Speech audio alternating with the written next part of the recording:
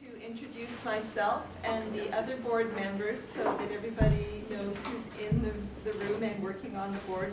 I'm Heather Martin. I'm representing the Vancouver Coastal Region, and this year I am the chairman of the board. We have Maria Dedigikas. Where are you, Maria? Maria is from Vancouver Coastal, an elected registrant. Lori Donnelly, who is newly elected from the Fraser region. We have Cassandra Hamilton, who is newly elected from Interior North. Adrian Kershaw, a public representative for us from Sydney. Monica McCauley, who is newly elected from Vancouver Island. Bunsey Pagely, a public representative from Sydney. Jackie Parsons, newly elected from Interior North. Diana Stevenson, public representative Richmond. And we also have some past board members who have very kindly come out to support our process. Marlon Davis, who was representing Vancouver Island. Peter Land, up at the back, who's the past chair from Fraser electoral region. And just to say that in the past year, we also had two members who were not able to be here today. Glenn Kisman, who's been a past chair from Interior North, and Robin Watt, who was starting the year last year but had to withdraw in October of 2010, also from Interior North. In addition, Fern Hubbard is here, and I think most of you will know Fern, our registrar. Melanie Genoux, who is our deputy registrar, and Marilyn Elliott at the back, who makes sure all the bits and pieces happen, our executive assistant. So this year, there's one difference you may notice. We've moved the annual general meeting from October to June, and the reason that we've done this is because it makes it closer to our year end of March 31st, and it just feels easier to report on the past year before everything is very old news. We did have one lovely milestone this year. It was the first time that we've ever had elections to have people join the board.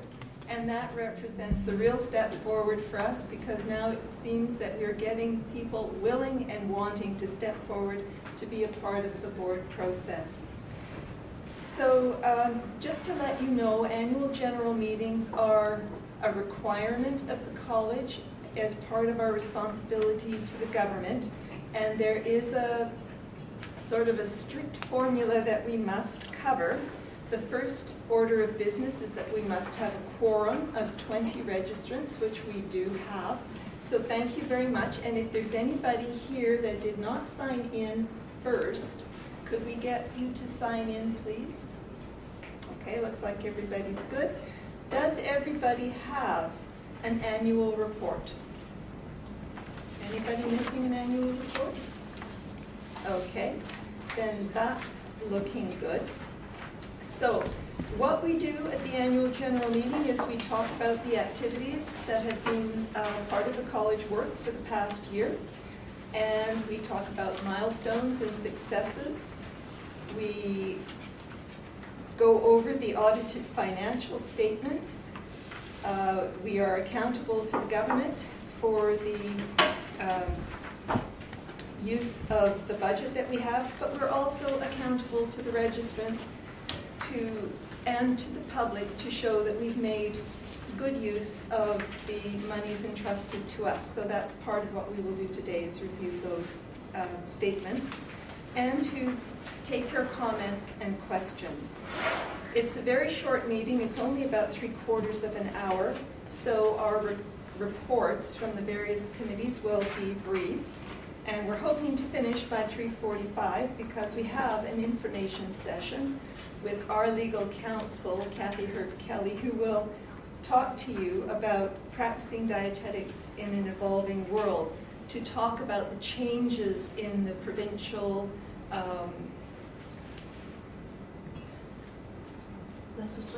legislation, regulatory setups that have impact upon the practice of dietetics. So in order to get the meeting going, we would like to get an agreement on the agenda. That's on the inside of the first page of the annual report. So in looking at the agenda, does anybody have any thoughts about something to add or questions about what we're looking at?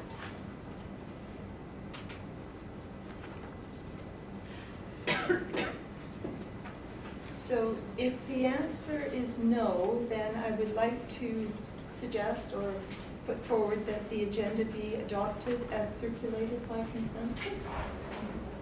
Okay, that's good. Okay. So the next order of business is to have a look at the minutes. The minutes were quite extensive.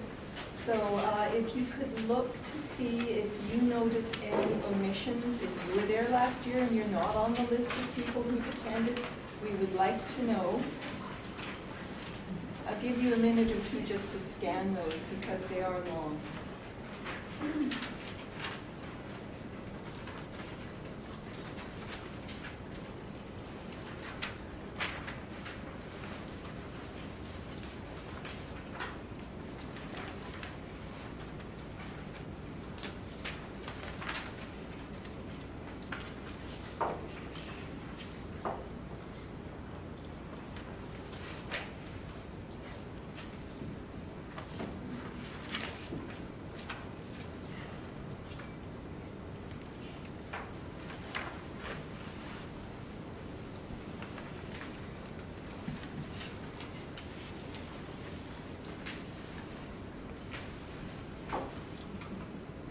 So would anyone like to add or amend anything from the minutes at this point?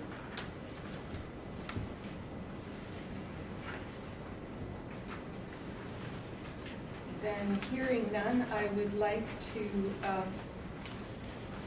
propose that we adopt the minutes of the October 25th, 2010 CDBC Annual General Meeting as circulated. Will anyone move this?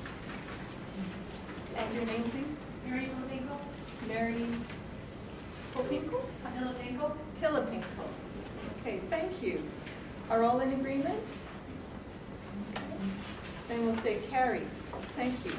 So now we have the annual reports. And again, you get to hear from me because I get to present the the board of directors report, which what I'd like to do is just focus on some of the strategic objectives that have been followed through, this being the end of our 3-year cycle in March, at March 31st, 2011. So what we've worked on at the college is to amend the regulatory framework to meet the legislated requirements of the college's emerging needs. We have worked on changes to the restricted activities. We have looked at requirements to be certified for restricted activities. We have had created new categories for non-practicing registrants and for registrants transferring to BC under labor mobility agreements. And we have increased the authority to delegate under restricted activities. We've been working on developing collaborative processes and that support registration. We have been, as a member of the Alliance of Dietetic Regulatory Bodies, part of a process that includes Dietitians of Canada and dietetic educators across Canada to come up with an integrated set of competencies that and job tasks that are suitable for both or all of regulation, education, and accreditation purposes. That project has moved ahead quite nicely.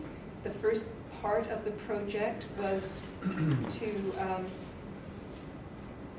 was released in December of 2010 with the integrated competencies. The performance indicators are going to be coming out to be validated by our members as well as all other members across Canada, June 2011. And we've been working with our program of competence self-assessment and self-verification and learning plan as a registration process, and working with Langara College to try to create a program that's acceptable for bridging programs for foreign applicants and returning to work applicants, and for internship purposes. We have enhanced or working on enhancing dietetic care through interprofessional agreements. I believe that Fern has spent a lot of time this year going to the membership, talking about the agreements with the College of Pharmacists for dietitians' authority to write prescriptions for vitamins and minerals, and to assist, more clearly direct parenteral and enteral nutrition processes. We have Fern's met regularly with dietetic students and interns, registrants, educators, and government ministries, and the Alliance to further the role of our college, the business of our college. And I think at this point I've just given you a snapshot, and Fern would be able to fill in some of the blanks. Thanks. Thank you, Heather. You can see in my report that we have gained registrants, so the numbers of registrants we have in the college over the last several years since we opened in April 1st, 2004. And we've reached a very interesting point in our registrant numbers right now. We're having more people move to BC from across Canada. That dipped a little bit last year with the economic climate. We're hoping that that will increase again this year. And we're also at a point where a lot of our dietitians are in the baby-bearing age and are taking mat leaves. And we've got our baby boomers at the other end who are thinking of retiring or only working part-time.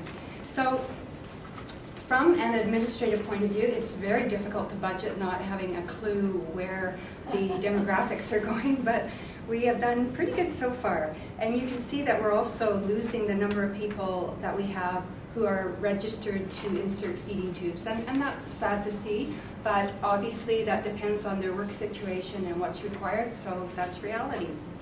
So this last year I've been spending, as Heather said, quite a bit of time going around the province talking about regulatory amendments that we're going to try and get through with our government. And I am very much hoping that the consultations that I have to do still with I finished consulting with registrants, basically, and I need to meet with the College of Physicians and Surgeons, again with the College of Pharmacists first, to make sure that they're still okay with the agreement that we worked on that is now being put into legislation, and then with the College of Physicians and Surgeons to make sure they're comfortable with it, and perhaps with the College of Registered Nurses. And the way it works with any kind of amendments to bylaws, regulations, whatever, is that the government puts them out to all the regulatory colleges for comment. That's their process. They're allowed a maximum of, I believe, 90 days, and they can make the period shorter if they want, even up to a week or 10 days. But I think with any major amendments, they allow a good few months. So what that means is our proposed changes go out there, and anybody who wants to, from a regulatory college point of view, can comment on it. So if we haven't done our homework and got our major stakeholders on side before they go out, we will get very surprised, or there'll be a surprise to me, letters from these various groups saying, what are you doing? Why are you doing this? And then we'll be taking steps backwards. So I need to do that work before it goes out. So I'm still very hopeful that we can get these bylaws finished, the drafting finished on them, and the work on our regulation finished by